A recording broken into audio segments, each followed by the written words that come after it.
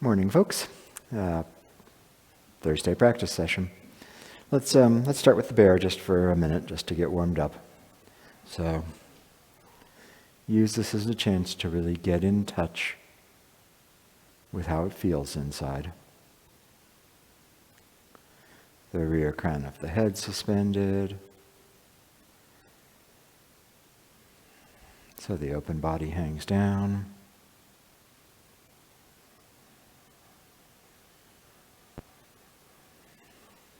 Feet quiet on the ground. Tripod in each foot connected.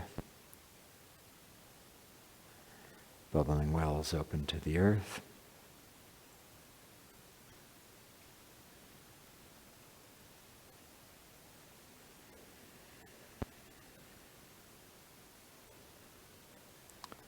Mind resting in the Dantian. Awareness centered in your center. Heart, mind, shin stays in the Dantian. Directed attention, feeling awareness. E threads through the whole body. Mind resting in Dantian.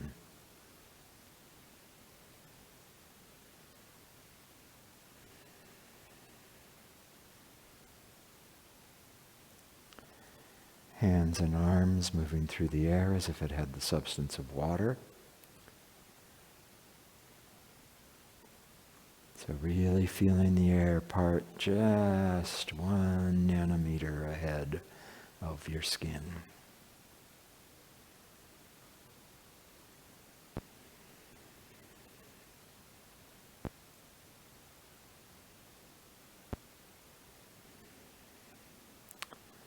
And the whole body relaxing. Feeling your shoulders relax as the shoulders open and close. Feeling that relaxation all the way down the arms to the tips of the fingers.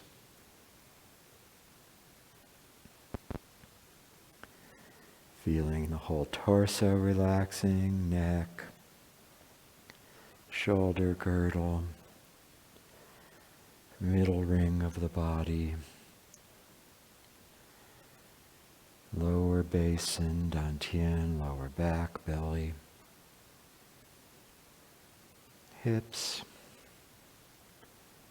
butts, thighs soften, knees relaxing, calves soft, ankles and feet.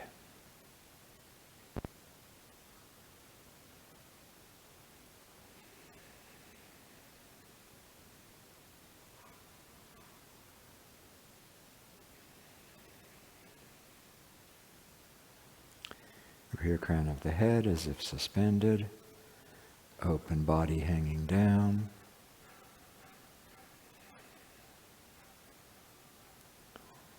Bubbling wells open to the earth, feet quiet on the ground.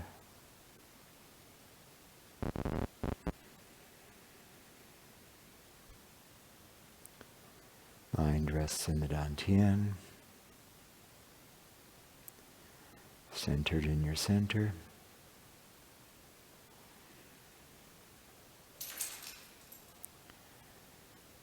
Hands moving through the air as if it had the substance of water.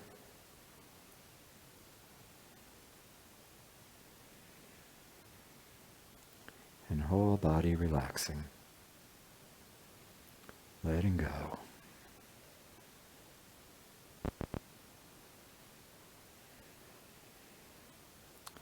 Another swing or two.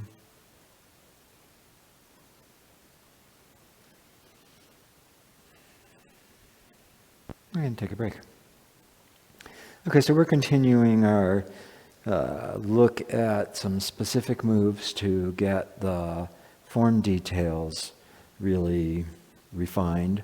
And then how do you move from the static positions into gestures and continuous motion? So basically we're looking at square form, all of the specific milestones and landmarks that you need to go through, both at a final posture and on the way from one posture to another. And then what do you do to actually enliven that, take out the sharp edges, draw curves, let the motion be continuous, and turn it into round form. And so on Tuesday, we spent time looking at one of the neglected postures of, I guess here's where it is, the first unnamed posture. And today, we're going to spend time looking at the second unnamed posture. So in the interest of time, we're not going to do a whole form, but let's do a weird mutated form where we tuck the kicks inside the middle of the first third. So what we'll do is we'll start from the beginning, we'll get up to single whip. From single whip, we'll do squatting down and the whole kick sequence up to the next single whip. When we get to that single whip, we'll finish the first third. So it's the first third with the kicks just dropped right in the middle of it.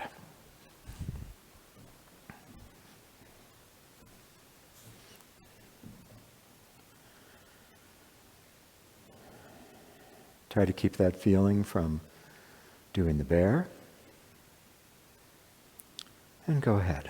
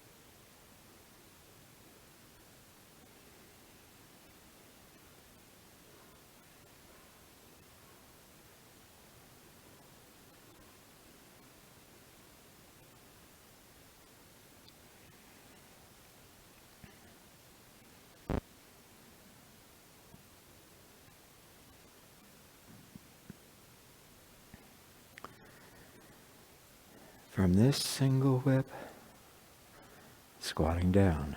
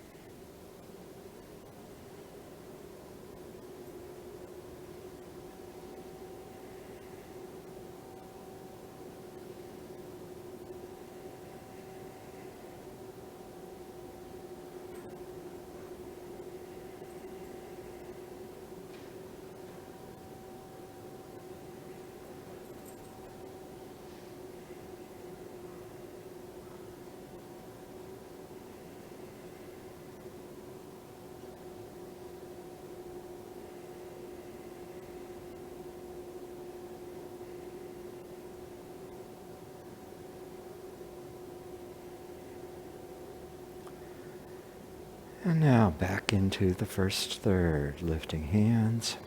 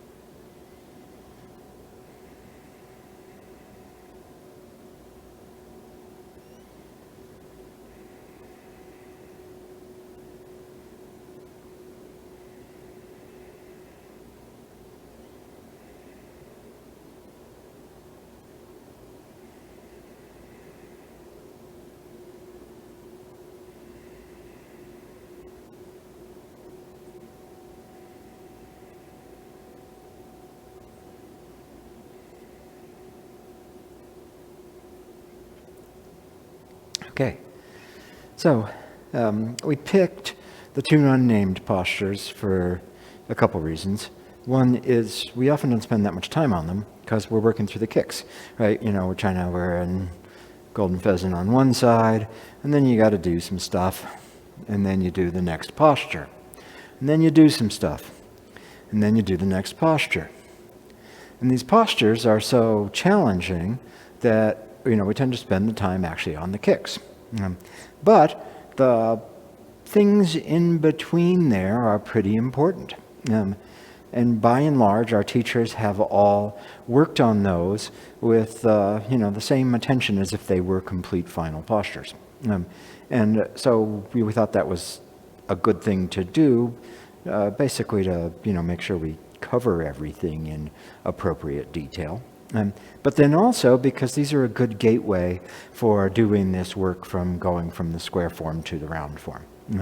In terms of square form, it's an additional set of places, an additional set of milestones and landmarks that you can use to get yourself precise, because that's what the checkpoints in between postures do, is they make sure that you're actually traveling as you go from posture to posture in a precise way, rather than being in one posture and then somehow getting to the next, right? And there's a lot of space in between here and here. There's all of that stuff that happens. And so it's useful to actually be precise about that. Just as there's a lot of space then all the way on to the next one. So it's not just here, here, and something in between. There's a specific path you travel on. And so the checkpoints will give you the details about that specific path. But then this is a place where the form is very, very round, where there's a lot going on. And so looking at how do you take those checkpoints and milestones and turn them into a living, breathing, lively form is a great place to see how that process of going from square form to round form works. So that's where we're spending our time on these. In our form, they come without names. In a young, long form, they might well have names attached to them. This is very much like the posture called high pat on horse. This is very much like the posture called white snake puts out tongue. We don't have names for them, so we call them unnamed postures number 1 and number 2. And I'm not sure why Chung Man Ching put them in the form like that without giving them names. I don't know. He really wanted 37 moves, and it would have messed it up to add an extra 2. Ben Lo is the only person we've studied with who didn't really teach those as separate moves. Ben really just worked on them as transitions, and he would not stop us in there. And some of his details about the transitions were a little different than what we got from our teachers who came out of the New York school. So this is a place where we're more like New York than Taiwan. But so let's do it. Let's run through that whole little section there. We'll take it from the second golden pheasant, so standing on the right leg, and we'll go up to the second separate, also standing on the right leg. So let's just do that a couple times. We'll all face the canonical direction, and then I'll talk through square form details of this, and then I'll turn it over to Beth, who will help us round the square. Okay, so start out on the right foot, golden pheasant. And just go ahead and run through this. Continue, unnamed posture number 1.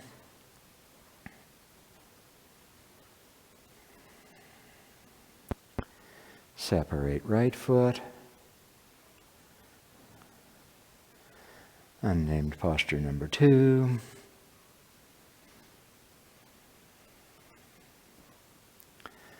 Separate left foot.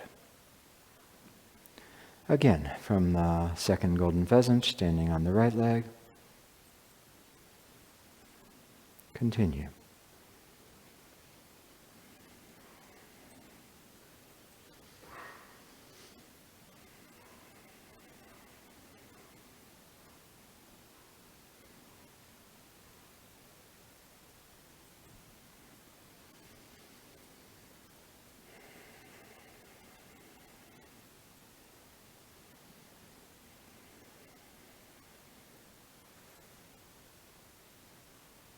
Okay, so we spent a lot of time on the final postures of the kicks.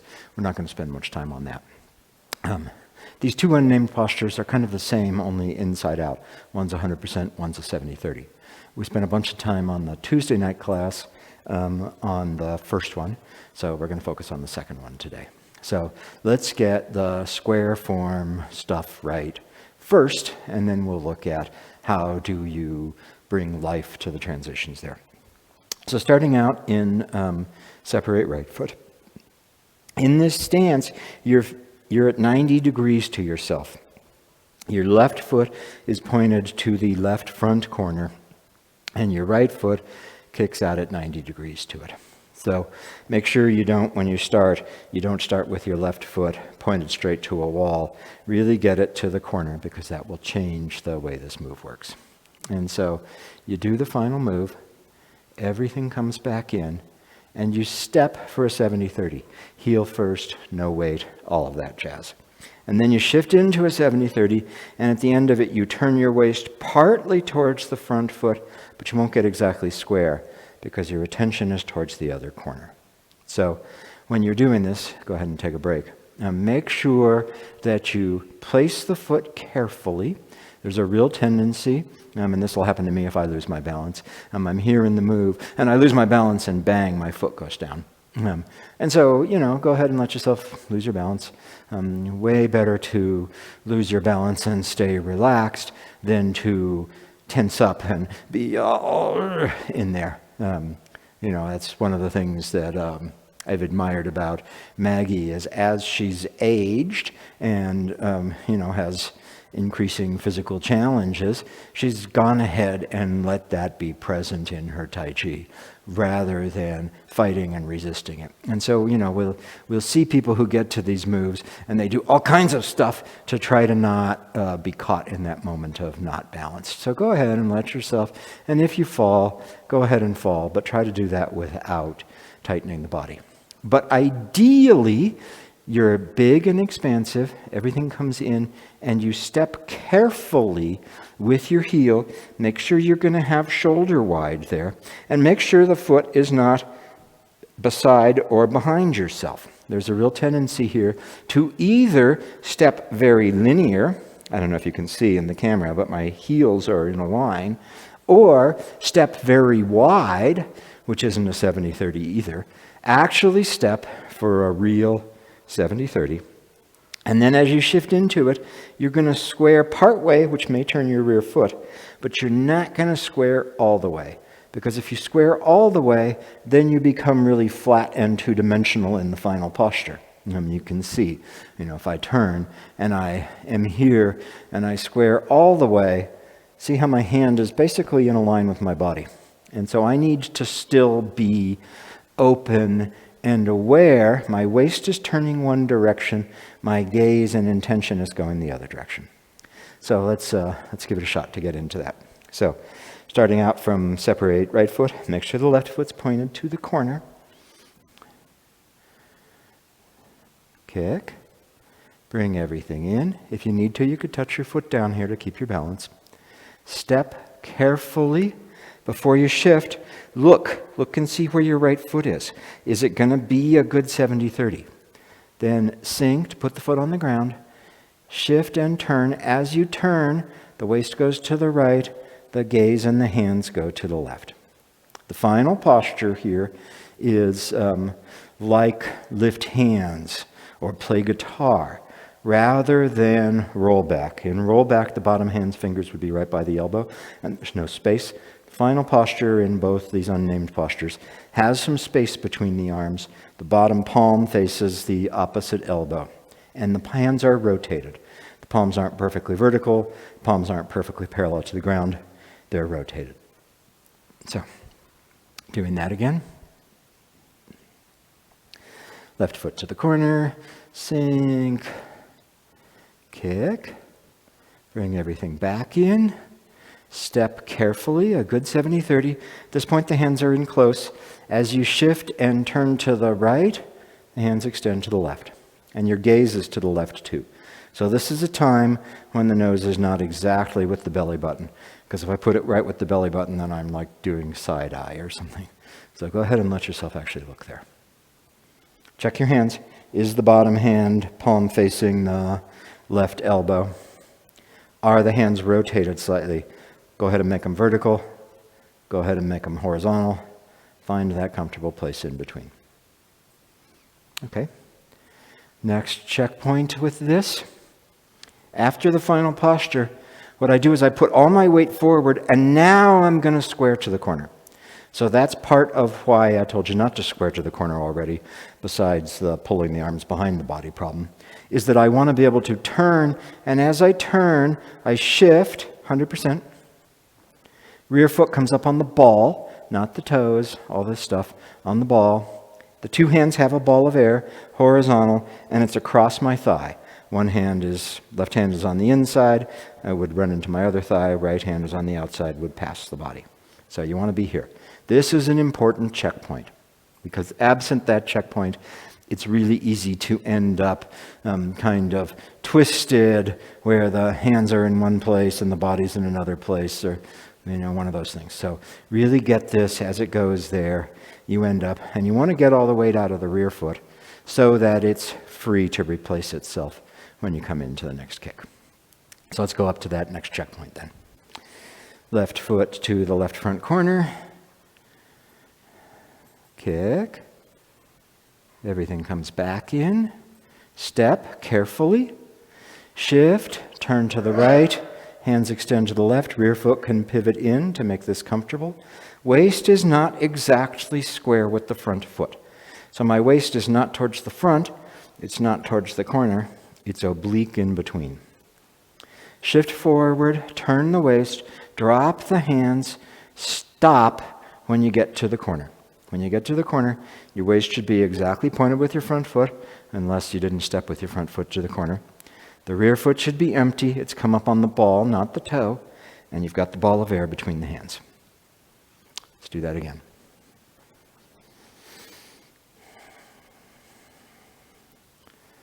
Separate. Everything comes back in. Step. Shift. Unnamed posture number 2. Forward. Waist turns. Hands drop. Stop in the corner. And now what you're going to do is you're going to keep turning. As you do that, the hands come to this cross hands place, and the left foot replaces. The left foot will replace so that its heel is right in a line with the right heel. So not like a T where the foot would run into the right foot, and not far away from you, because if it's far away from you, you're going to feel split. Comes in comfortable. That step will be really easy. You're here, you've turned, it's come up on the rear foot. You keep turning, and as you come back, the left foot will just replace. So let's do it a couple times. I won't worry so much about the hands. Do the hands because it'll be easier to remember. But I really want you to focus on that left foot easily replacing. So from separate right foot, everything comes in, step, shift, unnamed posture number 1, turn, rear foot on the ball, keep turning to the right. As you come back to the corner, feel your left foot replace. Touches down on the ball. Check out where it is. It should be pointed to the corner because that's where it's going to kick. And it should be in line with your right heel. And that should all happen just as the hands come together in the cross. Again. Kick. Come back in. Step. Unnamed posture number 2. Shift to the corner. Past the corner, back to the corner, left foot replaces. Just as the right hand lands on top of the left foot touches the ground. Again. Kick, withdraw, step, shift and turn, keep shifting and turning, checkpoint. Continue, just as the hands come together, so does the foot. Great. So then this turn to the corner, past the corner, back to the corner thing. We've got this checkpoint here. I'm in the corner. I'm going to continue turning, and then I'm going to come back to the corner. So don't miss this checkpoint. You're already past it. And don't come back to the front. Come back to the corner. And the reason for that is so you still have turning to go into the next move. If you've already come back to the front, you'll just do the second kick with the hands and the legs. While you're doing that to the corner, past the corner and back to the corner, the weighted hand is the left hand. So just like unnamed posture number 1, it's easy to get caught in the other hand. But make sure that as you're doing this, what's happening with the left hand is it's just coming up along the center line of the body. The center line of the body turns and turns, so the left hand will be there. It will turn also. But there isn't any reaching across yourself. This doesn't have any feeling of across myself and back. What happens is the left hand just rises, but because my body is turning, it moves. But this is the operative hand. It's a ward-off. It's a connecting or meeting the incoming energy. It's not the right hand. It's not this whole flourish up there. It's simple. And then the right hand just comes and meets it. Right as the right hand touches the wrist, your left foot finishes replacing. So those two things happen together.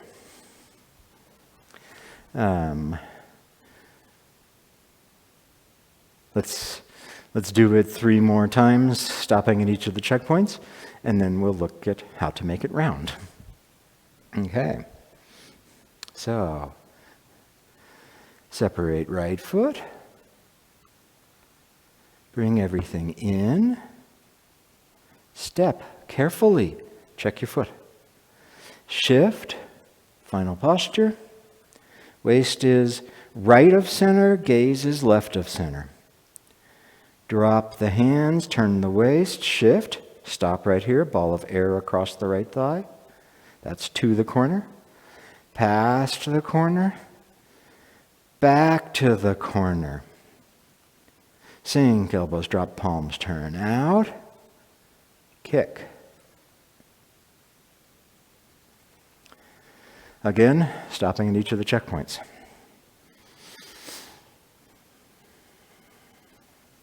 Kick, withdraw, and step. Check the step.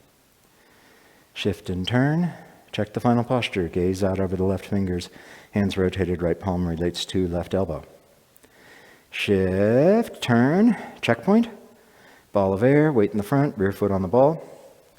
Past the corner, left hand rising. Back to the corner, everything touches together. Sink, elbows drop, palms turn out. Separate left foot. Once more with checkpoints.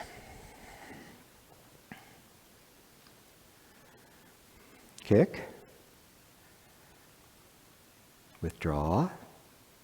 Step. Check where you stepped. Shift and turn. Final posture. Waist is right of center, but not square with the front foot. Gaze is over the left hands. Right palm relates to left elbow. Space between the two hands. Neither palm is vertical nor horizontal. They're both tilted. Continue. Stop in the corner. Ball of air, waist square, rear foot on the ball. Past the corner, left hand rising, and back. Hands touch just as the foot touches down. Sink, elbows drop, palms turn out, and kick. Great. Take a break. So, from the basis of those checkpoints and milestones, from the precision of the square form, now we can start to round the corners. Well, let's turn this whole thing round and get some meaningful movement from all these crazy, this corner, that corner, and all the rest. So there's a few points that I think are worth looking at. The why, the how is it that this happens? So from here, the first place I want to draw your attention to is this withdraw, right? Because this is on an expansion, so we know that means that you have to let everything draw in before you step. We never go big to big. It has to become small. So you've got your expansion, and then when things come back in, everything draws in toward the center. The right foot ideally just comes in by your ankle or so without touching the ground, but go ahead and do this if you're going to fall over. That's way better than just falling over. So it comes out, the foot comes in, the arms also withdraw. But they don't just drop. They have a direction. My right hand knows that it's reaching toward my left elbow, not in a, external, just move your arm way, but in the sense that everything has expanded and then it draws back and gathers, and in that gathering, the two arms come toward the center, but the right hand knows already that it's going to have a relationship to the left elbow. So I'm not going to give you a specific place that you have to withdraw to, but you want to know that when you come into the withdrawal, this hand, this right hand, is aiming for the left elbow. The left arm is just also coming in. This left hand knows that it's going to head by being driven by the waist. So it doesn't just fall in, because to fall in would be to lose the connection to the center. So as you withdraw, make sure that you still have a unified feeling through the body, so that when you make your careful step to the corner, shoulder width, and remember, shoulder width means measured to the corner. So when you put this foot down, your shoulder width is not here, it's here. So you've got your expansion, everything comes in, you gather and step. When you shift, the left hand is making a pretty direct line toward the upper left corner. And it's doing it because it's driven by the waist. So let's just look at that much, and then we'll, build on that. So separate right foot. It's expansive, everything comes in and gathers. Right hand knows that it's aiming to the left, right foot takes a step for the corner, and as you shift, the left hand is heading to the upper left corner as the waist turns, back foot turns in as needed, everything else happens. But this quality is the thing you want to look for. So see if you can just come into your left leg and have it retract that left hand. And then I won't even worry about the right hand just at this moment. And then as you shift into the right leg and turn the waist, feel how turning the waist takes your hands apart and, more importantly, directs that left hand exactly toward the upper left corner. Your gaze will also follow that. So rest your legs, and let's do that much again. Expansive and withdraw. Right hand, left elbow. Shift. Waist turns, back foot turns as needed.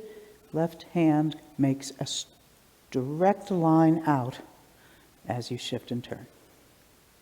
This is a 70-30, this final posture.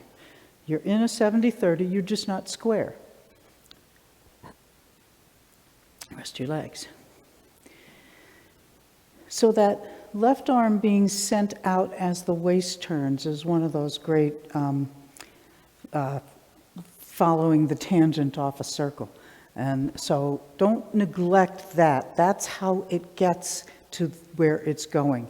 It can be kind of mysterious. Where am I putting this hand? What? And then you end up kind of twisted up and disconnected from yourself. So there's nothing mysterious about it. You're not putting your hands in some crazy place while your body goes somewhere else.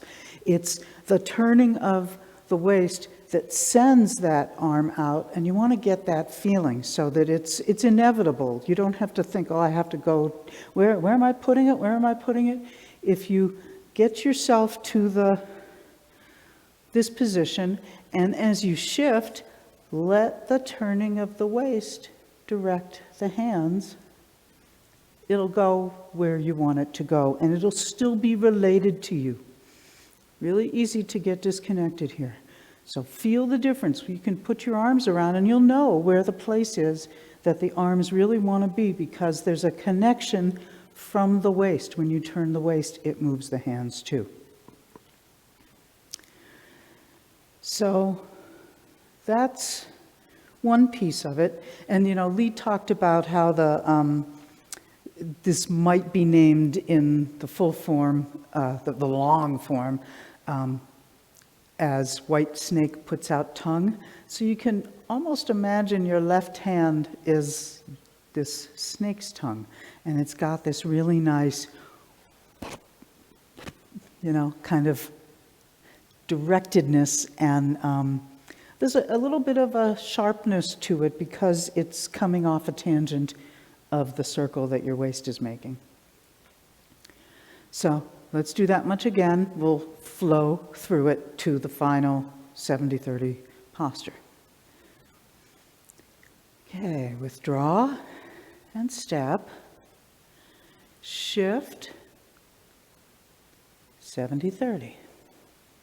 Right hand is relating to your left elbow. Your hands have turned, like Lee was talking about. Your left fingers are pointing. The left arm has a trajectory toward the upper left corner. Now, we know about this checkpoint when all the weight goes into the front leg, and that you keep turning and then turn back. And he talked about how the left foot wants to land in a relationship that will send it already toward the corner it wants to go in and clear the heel of the foot that you're standing on. So this is another one of these places where if you think it's a separate step, all your attention's gonna go to, well, he said it has to be exactly like this. How do I get it exactly like this? But if you let yourself have this sense of, as you turn past the corner, what happens is I'm taking my body further from my back foot, but my back foot isn't coming with me. So there's a little bit of a stretch, a dynamic tautness that occurs when I keep turning. It sets up the back leg, which is empty, but then if I just let the knee float as I turn back, it just goes to the right place. It's one of those, get it to stretch a little bit with your turning, and then when you release, it goes where it needs to go, and you don't have to make a separate step to get it there. So let's get ourselves into the 70-30. Withdraw, everything comes in toward the center, foot steps, shift, left hand goes out, right hand relates to right elbow. Here's your 70-30. Now turn, there's the checkpoint. Keep turning and feel what happens in your left leg. And as you turn back, release it. And let the waist turn to get you back to the corner. And notice that your foot will have just taken a little step, landing on the ball, still no weight, pointing to the corner, clearing your other heel. Let's do that again. Withdraw and step, shift, sink and turn, past the corner, back to the corner. Foot just magically moves. Now let's do it once where you actually take a step so that you feel the difference. Withdraw, step, shift. Corner, past the corner, back to the corner, and now step your foot. Feel the difference? It becomes a split of two different things. You're trying to bring yourself back to the corner here, and you're doing something down here at your leg. So less is more, but the setup is what allows that release to take you where you want to go. So let's do it again.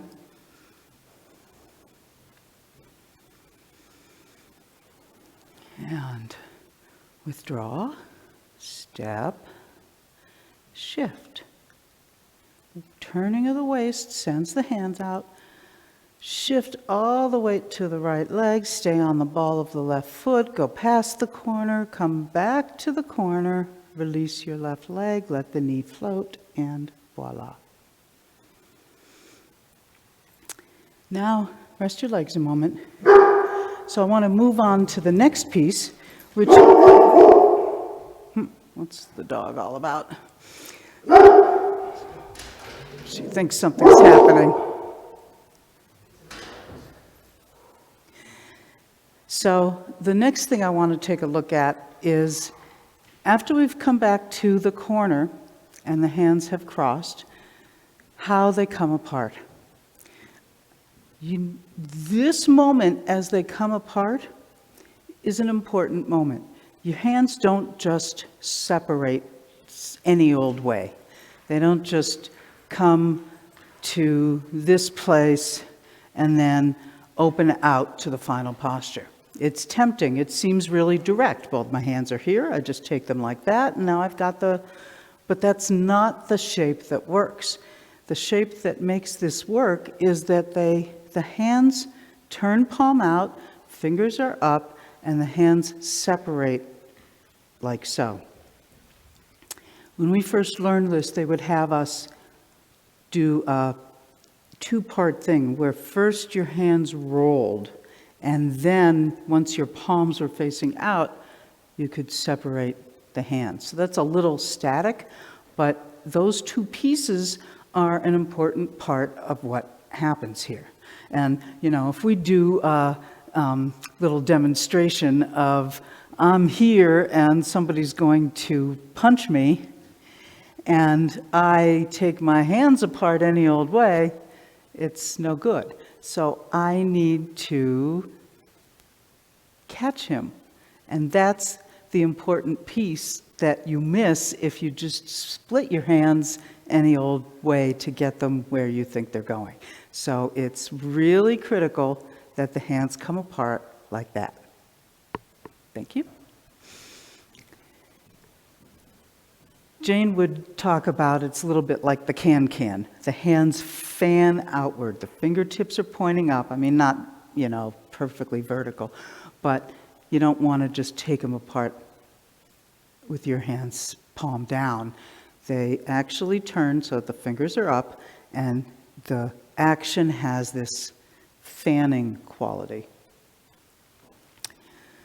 That will help you have the sense that the hands are, the fingertips have a little upward feeling when they arrive.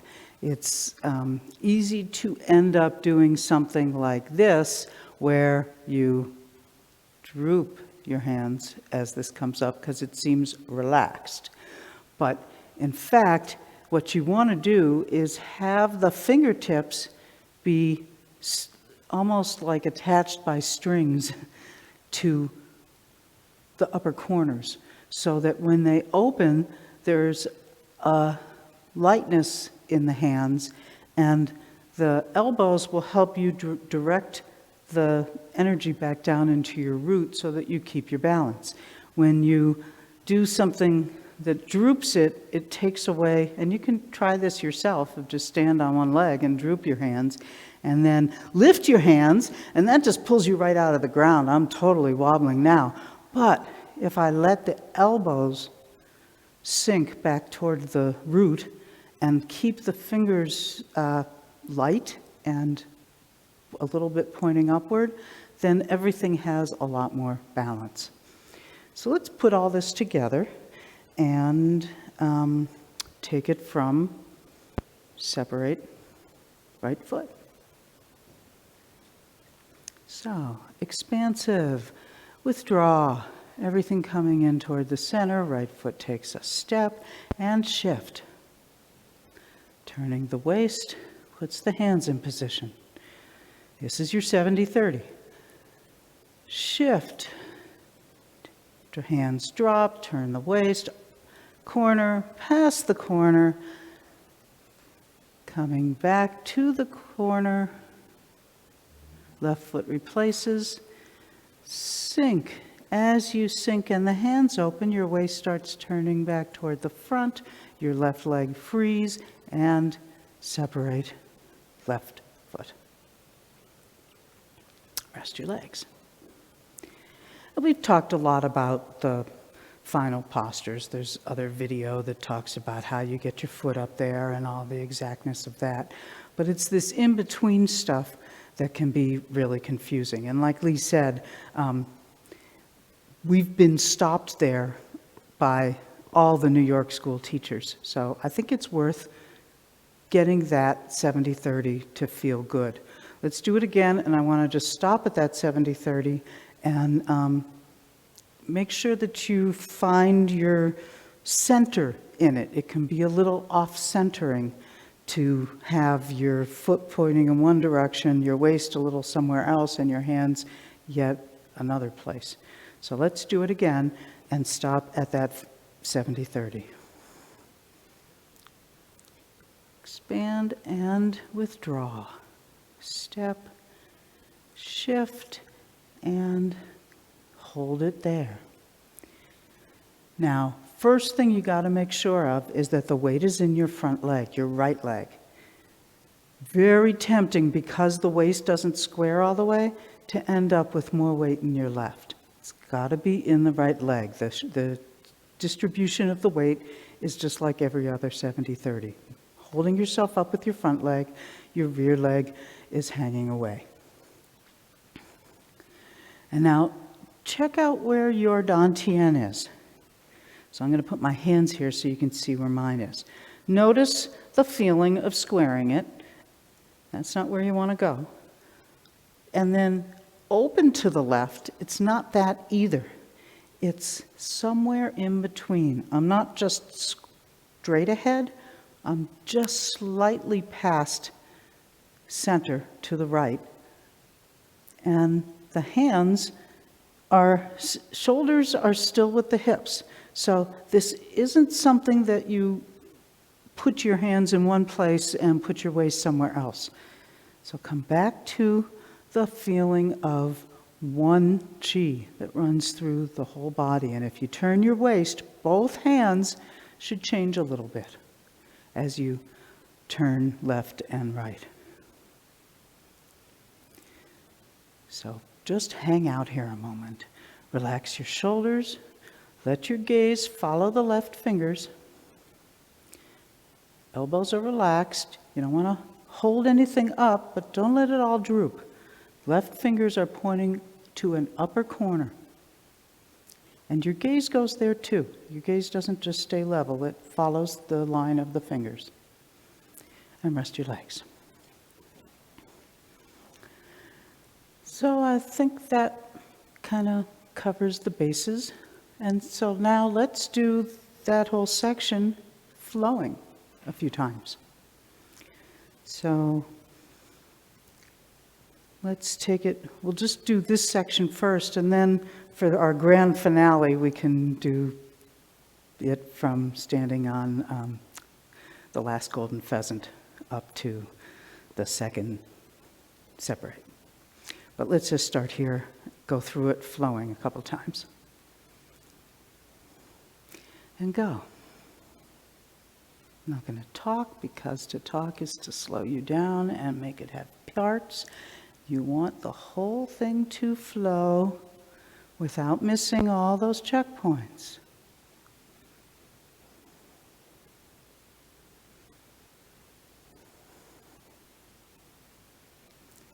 And again.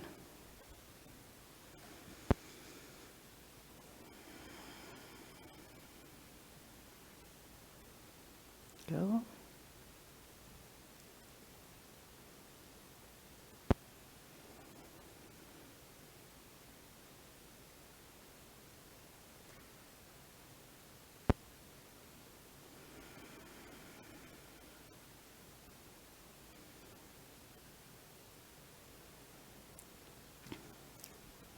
And once more, just from first separate. Withdraw. Expand. Withdraw. Expand. Gather. Expand.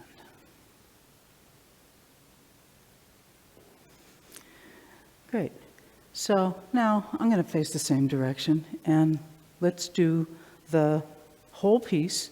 We'll do it a couple times from standing on the right leg, and just run through that whole segment, keeping it flowing, keeping the sense of expansion and gather, and expansion and gather, going through the checkpoints, keeping it round, and feel good. So, starting on the right leg, and go.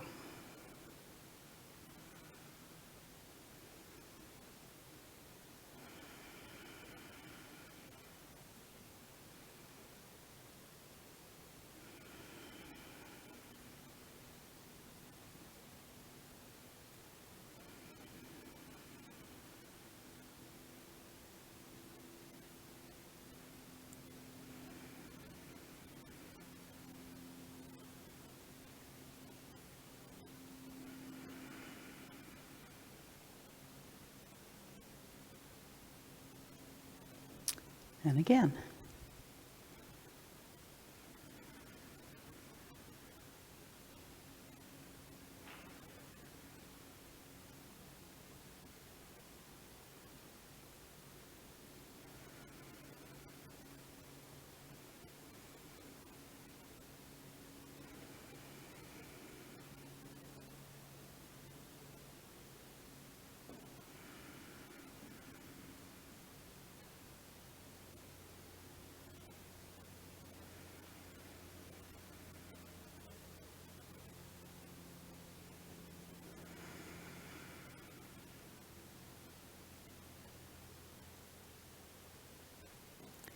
And one more time, and we'll call it a day.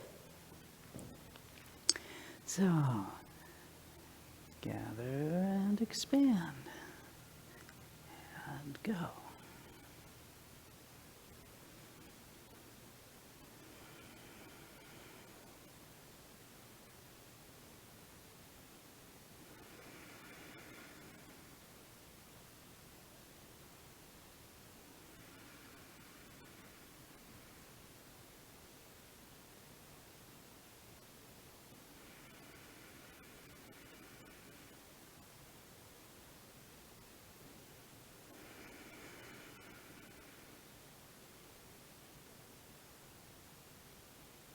All right. So, the unnamed postures, whole lot going on in there. See you again next time.